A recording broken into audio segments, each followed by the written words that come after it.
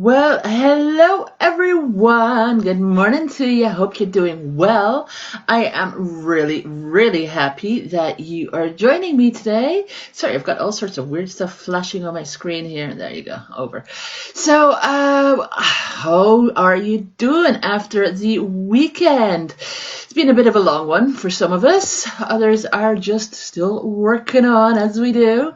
So it's really good of you to join me again today, and let's get right into it. We said that today we're going to be talking about measuring the success of your sales funnel. Well, you see, your funnel needs tweaks as your business grows.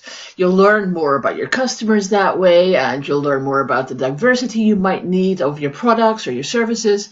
And you see, that's all okay.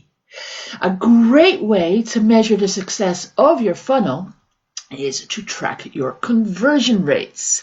So how many people, for example, have signed up for your email list after clicking on a Facebook ad? These are the things you need to know and you need to measure. So here's a couple of things that you need to pay special attention to in each stage of your funnel. So are you capturing the attention of enough customers with your initial content? If not, you might need to tweak your content. Do your prospects trust you enough do they trust you enough to give you their content, their contact information?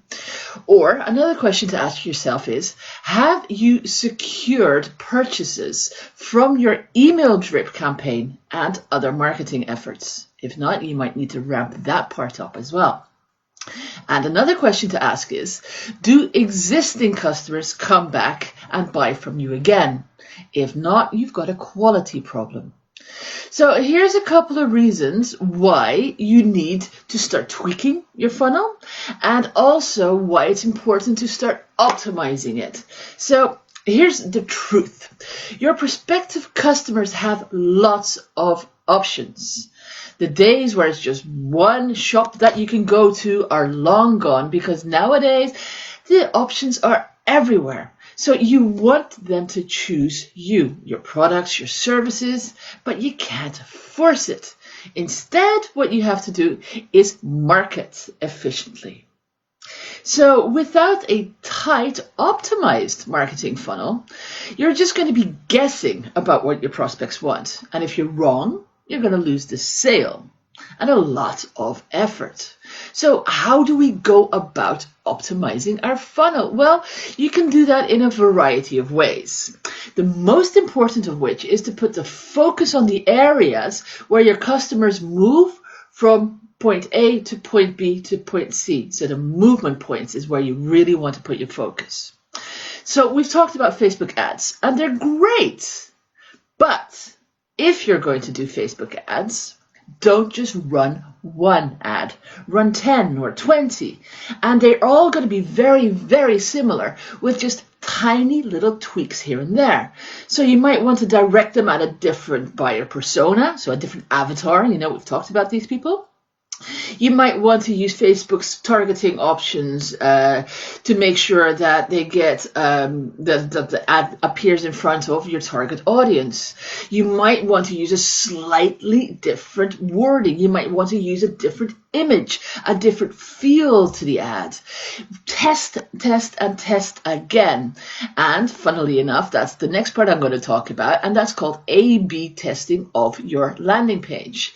Now, A/B testing takes time, but you will reach a lot more people and convert prospects more reliably if you test properly. Testing can be as simple as, is your call to action button red or orange, for example? Because you can also test or A/B test your email campaigns. So change your language, your imagery, your offers, the layouts, and really figure out what it is that your audience responds to. But the best way to optimize your marketing funnel is to pay attention to the results that you're getting. So start with the top of your funnel. When creating content, whether it's paid or organic, to get eyeballs on your brand and to encourage people to click on your call to action, if one piece of content isn't working, try something else. So if an ebook isn't working, try an infographic or give them something else. Give them a video series. But move them onto your landing page. Make sure that the offer and the call to action mimic the content and the feel. So you use the same colors, you use the same scents that your content in your blog post or your Facebook ad has, or whatever other asset that you're using to drive traffic there.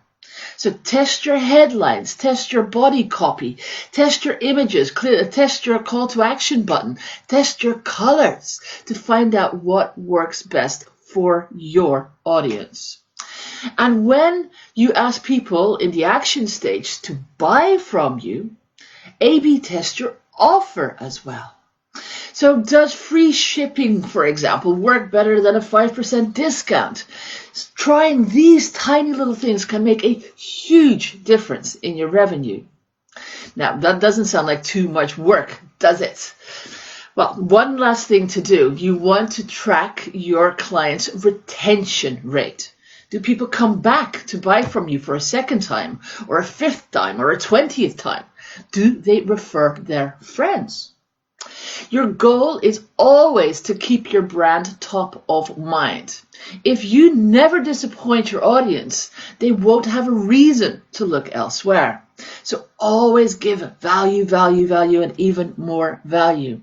So, in conclusion, creating and optimizing a marketing funnel takes time. It's work, but it's not impossible to do, and it is the only way to survive in a competitive marketplace.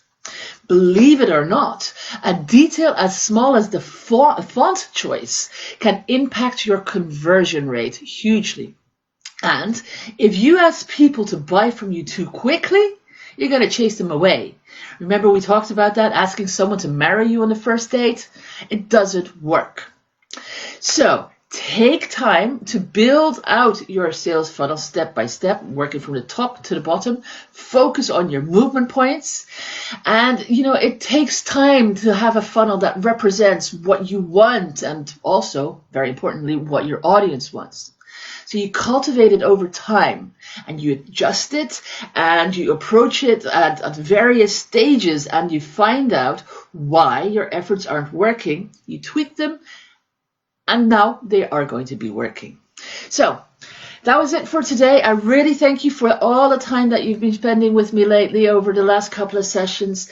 As always, if you have any questions, please leave them below in the comments section and I'll get back to you as soon as possible. I promise. Tell your friends all about this. And of course, if you have anything to say or any other thing to mention, please comments as well. So next time we're going to be talking about following up and amplification, which of course is an art form in its own right. So ladies and gentlemen, as always, like I said, it's been an absolute pleasure. Have a wonderful day for the rest, and I really look forward to talking to you next time. Take care of yourself now. Bye-bye.